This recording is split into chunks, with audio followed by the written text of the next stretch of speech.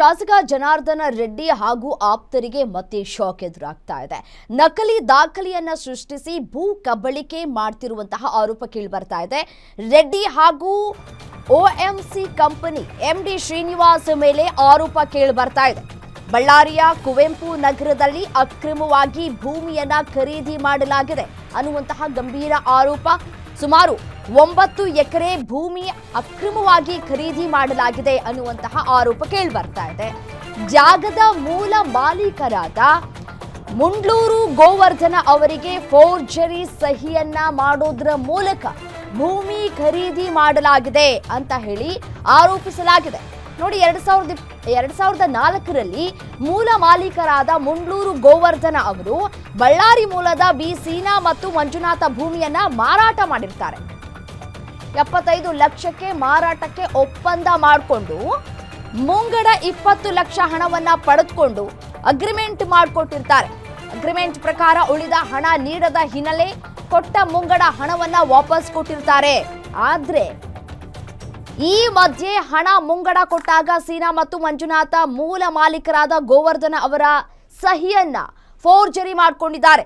ನಕಲಿ ಫೋರ್ಜರಿ ಸಹಿ ಮಾಡೋದ್ರ ಮೂಲಕ OMC ಕಂಪನಿಯ MD ಶ್ರೀನಿವಾಸ್ ರೆಡ್ಡಿಗೆ 2009ರಲ್ಲಿ ಭೂಮಿ ಮಾರಾಟ ಮಾಡಿದ್ದಾರೆ. ಇದೀಗ ಆ ಒಂದು ಜಮೀನನ್ನ ಜನಾರ್ದನ ರೆಡ್ಡಿ ಮಗ ಕಿರೀಟಿ ರೆಡ್ಡಿಗೆ ಶ್ರೀನಿವಾಸ ರೆಡ್ಡಿ ಮಾರಾಟವನ್ನು ಮಾಡಿದ್ದಾರೆ. ಒಬ್ಬರಿಂದ ಮತ್ತೊಬ್ಬರಿಗೆ ಜಮೀನು ಮಾರಾಟ ಮಾಡಿದ್ರೂ ಕೂಡ ಮೂಲ ಮಾಲೀಕರಿಗೆ ಇನ್ನೂ ಕೂಡ ವಿಷಯವನ್ನ ಮುಟ್ಟಿಸಿಲ್ಲ.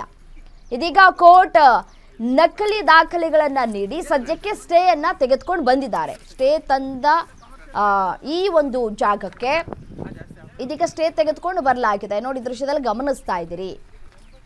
ಈ ಸ್ಥಳವನ್ನ ಯಾರು ಕೂಡ ತೆಗೆದುಕೊಳ್ಳಬಾರದು ಅಂತ ಹೇಳಿ ಸ್ಟೇಯನ್ನ ತೆಗೆದುಕೊಂಡು ಬರಲಾಗಿದೆ. ಆ ಒಂದು ಬೋರ್ಡ್ ಅನ್ನ ಕೂಡ ಸ್ಥಳದಲ್ಲಿ ಅಳವಡಿಕೆ ಮಾಡಲಾಗಿದೆ. ಈಗ ಸ್ಟೇಯನ್ನ ತೆಗೆದುಕೊಂಡು ಬರ್ತಾ ಇದ್ದಂತೆ ಜನಾರ್ದನ ರೆಡ್ಡಿ ಬೆಂಬಲಿಗರು ಇದೀಗ ಗಲಾಟೆಯನ್ನ ಮಾಡ್ತಾ ಇದ್ದಾರೆ. ಈ ಕುರಿತು ಇದೀಗ ಮತ್ತೊಂದು ದೂರು ದಾಖಲಾಗಿದೆ. ಫೋರ್ಜರಿ ಸಹಿ ಮಾಡಿರೋದೇ ಮೊದಲೇ ತಪ್ಪು. ಅದರ ಮಧ್ಯದಲ್ಲಿ ಇದೀಗ ಈ ಭೂಮಿಯನ್ನ ಮಾರಾಟ ಮಾಡ್ತೀವಿ ಅನ್ನುವಂತಹ ನಿಟ್ಟಿನಲ್ಲಿ ಪಣ ತೊಟ್ಟು ನಿಂತಂತೆ ಕಾಣಿಸ್ತಾ ಇದೆ.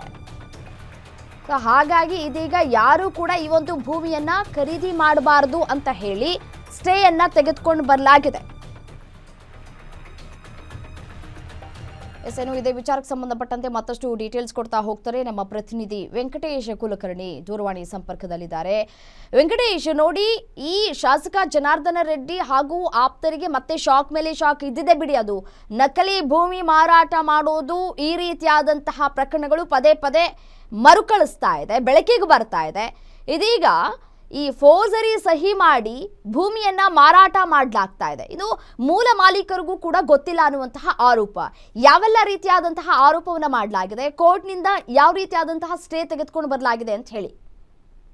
ಹೌದು ರಮ್ಯ, ಏನು 1997ರಲ್ಲಿ ಮುಂಡ್ಲೂರು ಗೋವರ್ಧನವರು ಈ ಒಂದು ಜಮೀನು ಅಂದ್ರೆ ಬಳ್ಳಾರಿಯ ಕುವೆಂಪು ನಗರದ ಬಳಿ ಇರ್ತಕ್ಕಂತ 9 ಎಕರೆ ಜಮೀನನ್ನ ಖರೀದಿ ಮಾಡ್ತಾರೆ. ಕೇವಲ 4 ಲಕ್ಷ ರೂಪಾಯಿಗೆ 1997ಕ್ಕೆ ಈ ಒಂದು ಜಮೀನನ್ನ ಖರೀದಿ ಮಾಡ್ತಾರೆ. ಅದಾದ ಬಳಿಕ ಅವರು 2008ರಲ್ಲಿ ಈ ಏನು ಜಮೀನಿದೆ ಈ ಜಮೀನನ್ನ 75 ಲಕ್ಷಕ್ಕೆ ಬಿ ಸೀನಾ ಮತ್ತು ಮಂಜು ಅನ್ನೋರಿಗೆ ಮಾರಾಟ ಮಾಡ್ತಾರೆ.